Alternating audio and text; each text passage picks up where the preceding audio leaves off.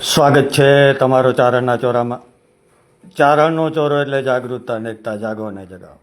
જે ખોટું કરે છે, જે ખોટું કરાવે છે એનો વિરોધ કરે છે ને કરતો રહેશે. તો આપણે હાજર છીએ આમ પબ્લિકને, આમ જનતાને, દરેક સમાજને જગાડવા માટે, અને જે ખોટું કરે છે ને જે ખોટું કરાવે છે એનો વિરોધ કરવા માટે, અને ગુંડા તત્વોનો, અસામાજિક તત્વોનો અને ભ્રષ્ટાચારીઓનો સર્વનાશ કરવા માટે આપણે પ્રયત્ન કરીએ છીએ. ગુંડા તો કે 2% છેલ્લી ક્વોલિટીના, પોતાના ઘરમાં જોતા ના હોય અને બીજે પંચાયત કરવા નીકળે એવા છેલ્લી ક્વોલિટીના વ્યક્તિઓને હું નિવેદન કરું છું, તમે તમારું ઘર પ્રથમ જોવો, પછી બહાર જે થતું હોય એ બાજુ ધ્યાન દો. શું છે સાહેબ, સમય અત્યારે પરિવર્તન લઈ રહ્યો છે અને સમય ખૂબ પરિવર્તન લેશે. તમે વિશ્વાસ રાખો ઈશ્વર ઉપર. આ 2%ના ગુંડા તત્વો અને 2%ના ભ્રષ્ટાચારીઓ, પછી જે પણ હોય, સરકારી કર્મચારી હોય, કોઈ રાજકીય આગેવાન હોય કે સમાજનો આગેવાન હોય, સાહેબ ધીરે ધીરે કરતાં બધા બાદ થઈ જ જશે. પણ તમે પ્રયત્ન સતત ચાલુ રાખો. આ બધું સિસ્ટમ ઉપર આપણે સવાલ કાયમી ઊભા કરીએ છીએ ને કરતા રહેવાના છીએ. કેમ કે સિસ્ટમ આખી આપણે કહીને તો આખી પેનલ સિસ્ટમની જે છે ને, બિલકુલ બિલકુલ બિલકુલ નબળી, એકદમ નબળી છે. કે આપણે આમ 100%નો આપણે આમ ગમે એના પાસે દાખલો મૂકીએ ને તો કદાચ 100%માંથી આપણે એને 1% જ અત્યારે લેખી શકીએ, એટલી બધી સિસ્ટમ નબળી છે. 99% સિસ્ટમ ફેલ છે. તમે પહેલેથી શરૂઆત કરો છેક ઉપર સુધી, સિસ્ટમ ફેલ ફેલ અને ફેલ જ છે. તો હવે આ સિસ્ટમને સુધારવાના પ્રયત્ન, સિસ્ટમમાં બદલાવ લાવવાના પ્રયત્ન આપણે સતત કરીએ છીએ ને સતત કરતા રહીશું. આજે એક પ્રથમ ચેતવણી આપી દઉં અમારા જામખંભાળિયા માટે.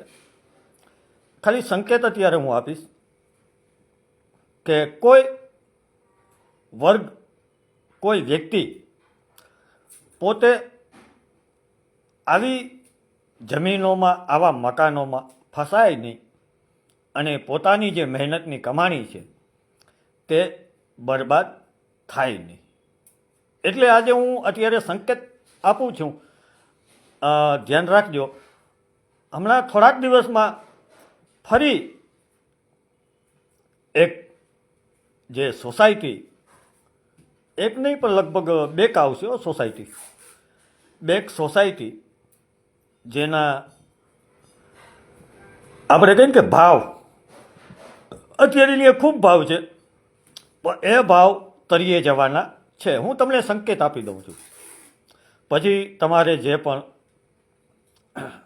ત્યાં ખરીદી કરવી ન કરવી તમારી ઈચ્છા. અત્યારે સોસાયટીના નામ હું જાહેર નહીં કરું, પણ એ સોસાયટીની માર્કેટ તૂટવા ઉપર છે અને એ તૂટવાની છે, એ પાકું છે. અત્યારે એનો ખૂબ ભાવ છે, ખૂબ ચમકી રહી છે, પણ સોસાયટી બિલકુલ આપણે એવું કહી શકીએ કે ખોટી રીતે જ ઊભી થઈ છે. જે આપણે રજૂ કરશી બધું, આમાં દૂધનું દૂધ ને પાણીનું પાણી કરશી તો કોઈ ખંભાળિયાની જનતા ફરી ક્યાંય ફસાય નહીં, એવી આશા સાથે હું આ બધેનું ધ્યાન દોરવું છું. હવે આગળ આપણે હાલીએ. સમાજમાં થતી ગતિવિધિઓ, સમાજમાં થતી તકલીફ પીડાઓ. સમાજ એટલે આમાં બધા સમાજ આવી જાય, તમામ વર્ગ. આમાં જે અત્યારે તકલીફ ઘણા લોકોને પડી રહી છે, કેટલી પ્રકારની પડી રહી છે તમે જોઈ રહ્યા છો. તો આ બાબતે આપણે પ્રયત્ન સતત કરીએ છીએ ને કરતા રહીશું.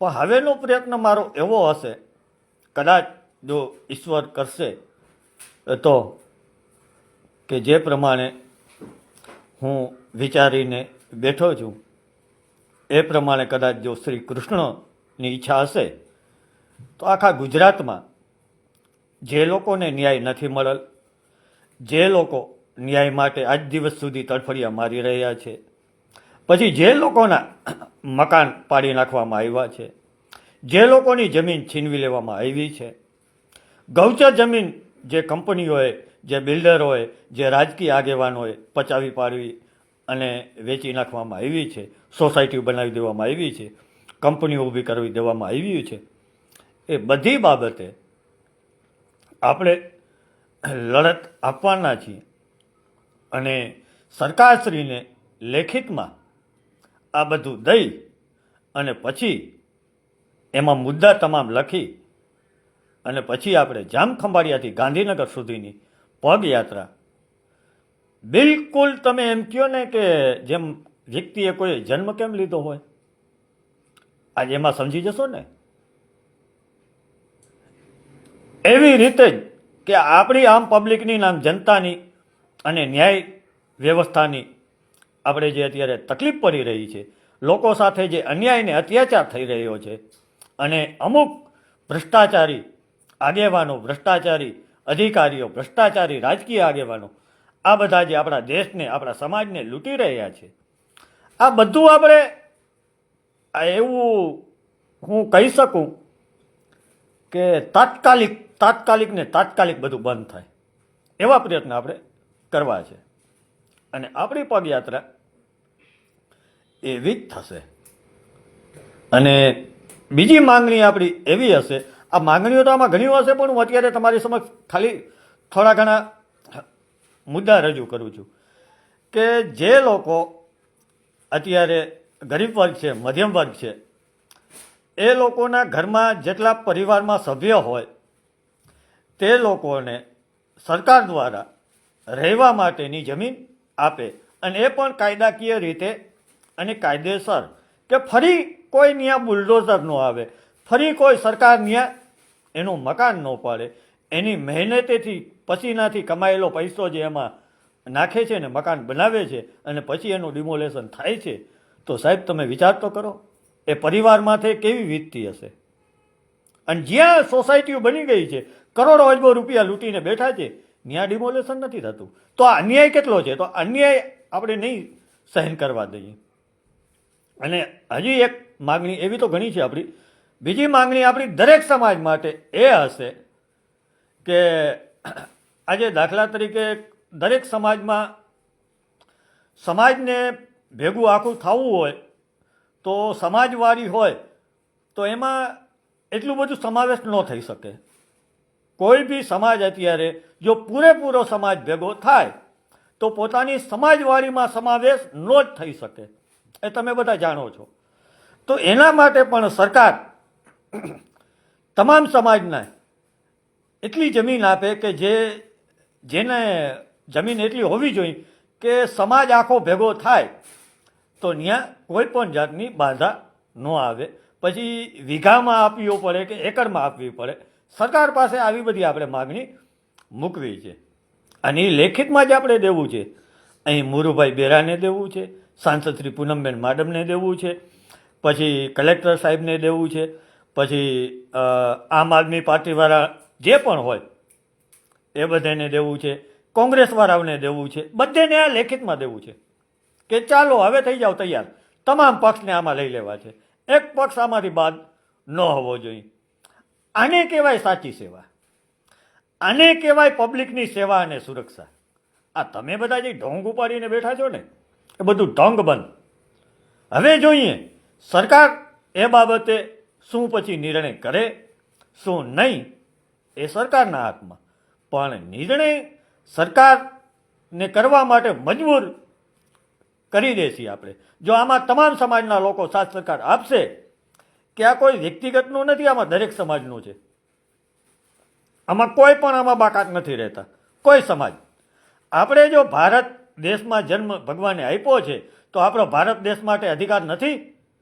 ભારત દેશ શું આપણે અહીં રહેવા માટે જમીન ન આપે? આપણો દેશ તો આપવા તૈયાર છે, આપણો દેશે આપણે ના નથી પાડી. અને ભગવાને પણ સુકામીને આ વર્ણશંકર બધામાં રાખ્યું છે. વર્ણશંકર એટલે સાહેબ ખબર પડે છે, અમુકને નહીં ખબર પડે. આ સંસ્કૃત ભાષા છે કે એમાં દરેક સમાજ, દાખલા તરીકે ગઢવી, દરબાર, ફલાણા, ઢીકડા, આ તે, તો ભગવાન સૌને અલગ અલગ જગ્યાએ જે સમાજમાં જન્મ આપે છે સમજી વિચારીને આપે છે ને. ભગવાને આ બાબતે અગાઉ બધું વિચારીને બધું કર્યું છે, એમને એમ નથી કરી દીધું. તહીંયે તો આ સંસાર ચાલે છે, નહીં તો બધા એક સરખા ન હોય. અત્યારે જ તમે જોઈ રહ્યા છો કે ભાઈ કઈક પ્રકારના વિરોધ હાલે છે અને હજી કઈક પ્રકારના વિરોધ થશે. આ ભાઈ સંસાર છે, આમાં આ બધું ચાલતું હોય. પણ અમુક 2% ગુંડા, દલાલ, કોકના પાડેલા કૂતરા, મોઢામાંથી બોલતા ના આવડે અને ના બોલવાનું બોલી નાખે અને સવારે પાછો તૈયાર પોલીસ સ્ટેશને એને થવાનું છે. ખબર એને પડતી નથી. એને કોક કહે છે એ પ્રમાણે એ બોલે છે. કોક કહે છે કે આમ ભસ તો એ ભસે. કોક કહે હું આ કડવા જા તો નહીં કડવા જાય, કડવાય નથી જાતો, ખાલી સૂંઘી નાયલો આવે. આ બટકું ભરે એવો નથી. આ એવો કૂતરો છે. એક કૂતરો એવો છે કે એના માલિકનો વફાદાર પોતે ફૂલ થવા જાય છે અને વફાદારી પોતે પૂરેપૂરી નિભાવે પણ છે, પણ માલિક કહે છે કે બટકું ભરવા જા તો બટકું નથી ભરી શકતો, ખાલી સૂંઘી નાયલો આવે છે. આવા કૂતરા પણ ઘણા લોકોના પાડેલા હોય છે. તો એવા 2%ના કૂતરાઓને આપણે સાઈડમાં મૂકીએ, કેમ કે એના માટે કાયદો વ્યવસ્થા છે. કાયદો વ્યવસ્થા પબ્લિકની સેવા અને સુરક્ષા માટે જ છે. અને આપણે કહીએ છીએ ને કે સાંસદ શ્રી પૂનમબેન માડમ તથા તેની ગુંડાઓની ગેંગ છે એના વિરુદ્ધ એટ્રોસિટી મુજબની કાર્યવાહી આપણે કરાવશી. આપણે અત્યારે રાહ જોઈએ છીએ ને કે આપણે જવાબ પોલીસ પ્રશાસન આપે, પછી બધેને સાથે લઈ પોલીસ જો આમાં કાંઈ કાર્યવાહી નહીં કરે તો બધેને કોર્ટમાં ઊભા રાખી દેશે. ચાલો સાહેબ, તમે તમારું જે કર્તવ્ય કર્મ છે, તમારે જે પબ્લિકની આમ જનતાની સેવા અને સુરક્ષા કરવાની છે, તેમાં તમે ચૂકી રહ્યા છો. તો આ ચૂક અહીં નહીં ચલે, અહીં બિલકુલ ચલાવી લેવામાં નહીં આવે.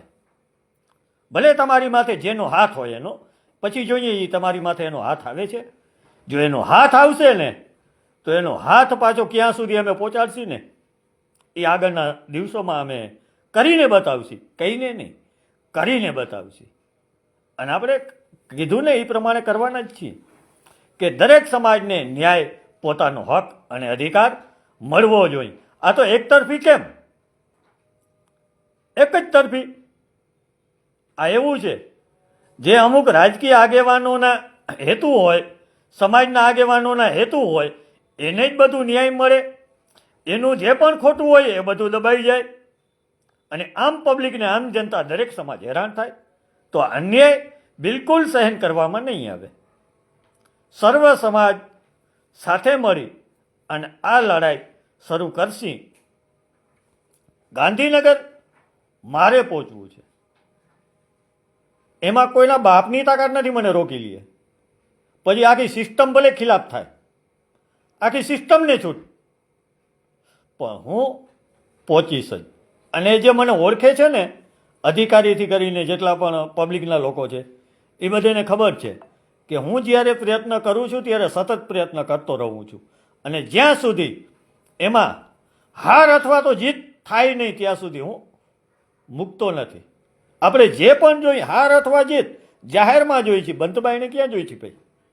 તો પછી આ સર્વ સમાજને સાથે લઈ અને આપણે એક નવી લડાઈ શરૂ કરશી. ગુંડા તત્વોને, ભ્રષ્ટાચારીઓને ઊભી પૂંછડીએ ભગાડશી, એ પાકું છે. એમાં કોઈ પણ શંકાનું સ્થાન નથી. ઘણા લોકોના મનમાં જે પણ સવાલ ઊભા થતા હોય ભલે થાય, થવા દો. આપણે એમાં કાંઈ પણ વાંધો છે જ નહીં. આપણે સાચા છીએ, દુનિયાની કોઈ જાતની આપણે બીક નથી.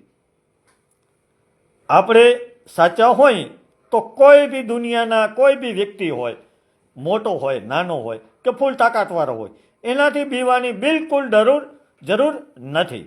તો ડરશો નહીં, લડશો. ભસવાવાળા ભસશે, બોલવાવાળા બોલશે, સમજવાવાળા સમજશે, અને લડવાવાળા લડશે. ઈશ્વર સૌને સમાન છે.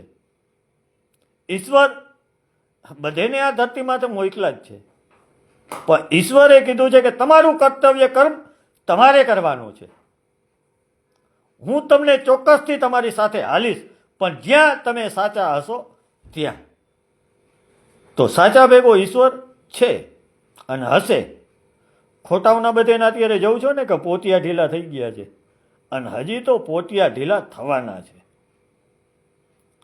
નાડી નહીં બંધાય, નાડી એટલી ધ્રુજાટી બધામાં ઉપાડી દેશે આપણે કે એ લોકોને પોતાના પોતિયાની જો નાડી બાંધવી હશે તો સાહેબ બાંધી નહીં શકે. એટલી ધ્રુજાટી જો ઉપાડી ન દઉં તો હું ગઢવીના પેટનો નહીં. આ હું તમને જાહેરમાં આ કહું છું. હવે તમે માનો તોય ભલે, ન માનો તોય ભલે. આમાં કોઈ જબરજસ્તી ન હોય. હું મારી રીતે પ્રયત્ન કરું છું ને કરતો રહીશ. જે પ્રમાણે મેં તમને કીધું કે સાધુ સંતો આપણા ધર્મ માટે, આપણા રક્ષણ માટે, આપણું ધર્મનું રક્ષણ કરે છે અને કેટલી તપસ્યા કરે છે, કેટલું દુઃખ સહન કરે છે. આ તમે જોવ છો ને કે શિવરાત્રિના મેળામાં એનો પ્રભાવ, એના ચહેરા ઉપર જે તેજ હોય એ તમે જોવ છો ને કે પોતા માટે કંઈ નથી કરતા, સમાજના હિત માટે, સમાજના કલ્યાણ માટે એ બધા કરે છે. અને ચોક્કસથી એનું ફળ એને પણ મળે જ છે. એવું નથી કે એને ફળ નથી મળતો, પણ ફળ એને ક્યારે મળે છે કે જ્યારે પોતે સમાજનું હિત ઈચ્છે છે ત્યારે. તો હું તમને એ જ સંકેત આપું છું કે હું જે યાત્રા કરવાનું છું એ અકલ્પનીય, અવિશ્વનીય હશે. અને આ યાત્રા રોકવા માટે પ્રયત્ન ઘણા થશે. કેમ કે આ યાત્રા શરૂ થશે તો તમે સમજી લ્યો કે હિન્દુસ્તાનમાં ભૂકંપ કયો તો ભૂકંપ ને વાવાઝોડું કયો તો વાવાઝોડું એ જ આવશે. આ એક અનોખી, અકલ્પનીય, અસહ્ય એવી યાત્રા હશે. હવે મને કંઈ ફેર નથી પડે એમ, કેમ કે મેં મારી પ્રતિષ્ઠા, મારું આત્મવિશ્વાસ, મારું આત્મબળ મારી અંદર જાળવી રાખ્યું છે. હું ક્યાંય નારી છોડમાં મારું નામ નહીં આવે, નારી છોડમાં મારું ક્યાંય નામ નહીં આવે. મારું નામ જો આવશે તો સમાજના કલ્યાણ, સમાજનું સારું ને સમાજનું હિત કરવા માટેનું જ મારું નામ આવશે. આપણે જે પણ સમાજની બહેનો, દીકરીઓ, માતાઓ, આપણે સમાન છે.